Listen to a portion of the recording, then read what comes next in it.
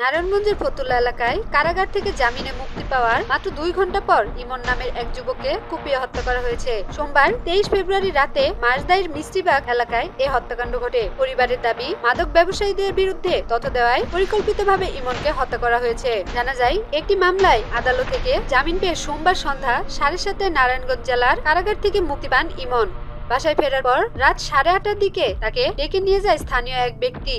পরে মাঝদাইর মিষ্টিবাগ এলাকায় নিয়ে ধারালো অস্ত্র দিয়ে এলোপাথারি কুপিয়ে হত্যা করা হয়। গুরুতর আহত অবস্থায় তাকে উদ্ধার করে শহরের খানপুর 300 শয্যা হাসপাতালে নেওয়া হলে চিকিৎসক মৃত ঘোষণা করেন। নিহতের বাবা উমর খৈয়াম অভিযোগ করেন, এলাকার চিহ্নিত মাদক ব্যবসায়ীদের ধরতে আইন শৃঙ্খলা বাহিনীকে সহযোগিতা করতেন ইমন। এর জেরেই তাকে টার্গেট করে হত্যা করা হয়েছে। এ বিষয়ে ফতুল্লা মডেল থানার ভারপ্রাপ্ত কর্মকর্তা জানান, মাদক ব্যবসা সংক্রান্ত পূর্ব বিরোধ থেকেই এ হত্যাকাণ্ড ঘটেছে বলে প্রাথমিকভাবে ধারণা করা হচ্ছে। পুলিশ জানিয়েছে, জড়িতদের শনাক্ত করে গ্রেপ্তারের চেষ্টা চলছে এবং আইনগত ব্যবস্থা প্রক্রিয়াধীন রয়েছে। Atika Sultana, news desk, news 7 BD.